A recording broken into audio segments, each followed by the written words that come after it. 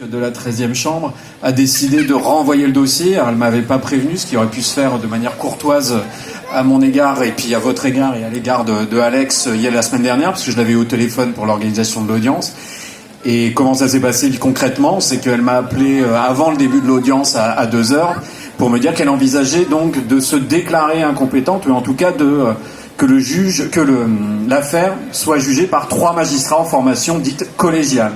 Alors, je vais essayer d'être le plus simple possible. La loi prévoit que pour les délits punis jusqu'à 5 ans d'emprisonnement, c'est un juge unique qui se prononce, ce qui avait été le cas pour Fanny Delahalle et Pierre Goinvic, ce qui n'était pas le cas pour l'audience de Bourg-en-Bresse, puisque les prévenus comparaissaient sur une qualification aggravée, peine encourue 10 ans.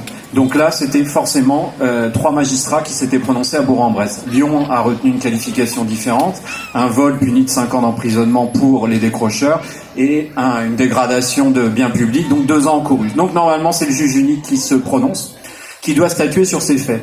Il y a une tendance, je vais essayer de faire un peu d'histoire législative, mais rapidement.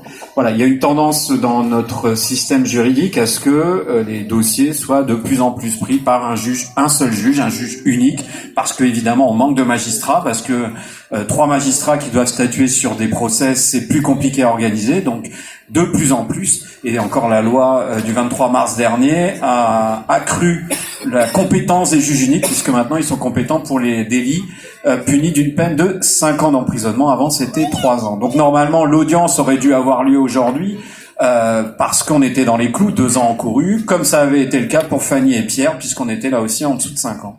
Ça n'a pas été le cas.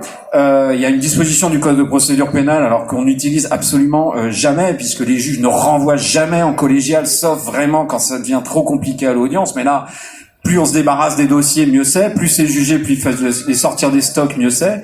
Et là, elle a considéré, la juge, bon, elle avait déjà pris sa décision avant l'audience, même si elle m'a laissé plaider sur ce point, elle a considéré que, et ce sont les termes de la loi, que regard de la complexité du dossier, elle décidait de renvoyer devant 3 juges, donc au mois de juin, devant une autre chambre, la 6e chambre du TGI de Lyon, parce qu'elle a estimé donc que c'était trop complexe.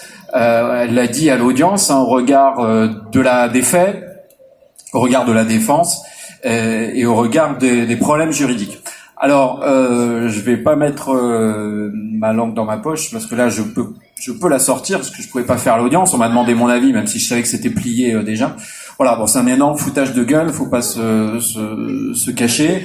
Je pense tout simplement que la juge a eu la pétoche, il n'y a pas d'autre mot, de prendre ce dossier toute seule, d'assumer une décision qui soit peut-être en contradiction avec celle de Lyon il y a 15 jours, qui aurait pu être en accord avec celle de Lyon il y a 15 jours. Mais voilà, j'étais absolument ulcéré par ce comportement. Je lui ai dit, avant de rentrer en salle d'audience, j'ai dit devant madame le procureur, parce que j'estime que déjà par courtoisie, elle aurait pu se prononcer. Puis voilà, des juges qui ont peur, des juges qui assument pas leurs responsabilités, des juges qui font pas leur boulot, tout simplement.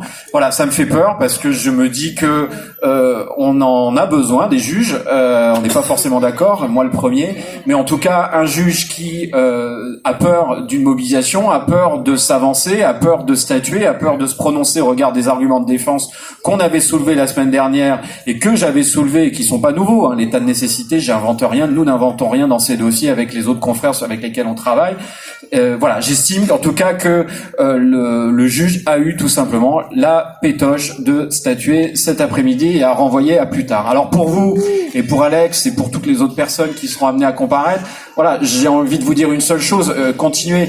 Voilà, ça prouve que ça marche, ça prouve que ce petit grain de sable qui est en train d'être lancé, la machine, je sais pas dire qu'elle déraille, c'est pas le but, on n'est pas là pour faire une insurrection générale, mais au moins montrer que le système, je sais pas dire qu'il a peut-être peur en tout cas, il s'aperçoit qu'il se passe quelque chose, qu'il dépasse visiblement. Je vous le dis, avec ces 10 ans que je fais ce métier, je suis dans les tribunaux correctionnels, les cours d'assises, etc. tous les jours. C'est la première fois que je vois un juge qui refuse de statuer sur un point qui était pour lui dans ses compétences.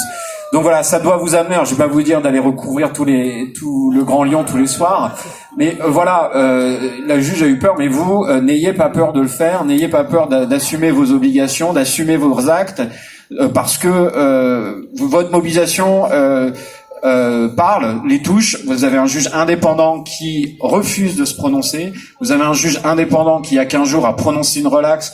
Vous avez un parquetier à Bourg-en-Bresse qui, face à ce qui s'est passé, face à relaxe et à la condamnation, a décidé de faire appel parce qu'il n'était pas suivi. Voilà, les choses bougent. L'institution judiciaire est pas audacieuse par définition. Je la côtoie, je la fréquente, je vois ce que c'est. Il y a une frilosité, c'est clair. Mais alors, des magistrats qui viennent botter en touche, je peux vous dire, pour vous, j'espère avoir été clair. J'ai expliqué à Alex, j'ai expliqué à tous ses soutiens. Voilà, je n'ai pas l'habitude de dire des choses que je ne pense pas. Je vous le dis. Ça va être compliqué à expliquer à l'extérieur, hein. J'ai essayé de le faire avec les journalistes, parce qu'un renvoi, c'est pas glamour, ça fait pas rêver. Je peux vous le dire, en tout cas, et j'ai communiqué avec les autres avocats avec lesquels je travaille sur les autres dossiers de Bourg-en-Bresse, on passe à Bonneville dans 15 jours. Voilà, c'est une victoire, ça prouve que ça commence à rentrer dans la tête de ceux qui sont censés nous juger. Ils ont compris les problématiques qui peut-être il y a 6 mois, il y a 1 an, leur paraissaient complètement abscons et abstraites.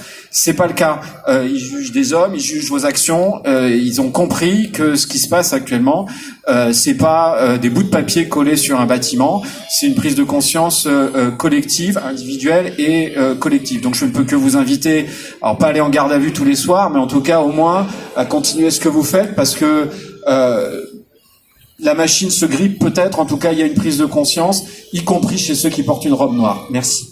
Merci à vous.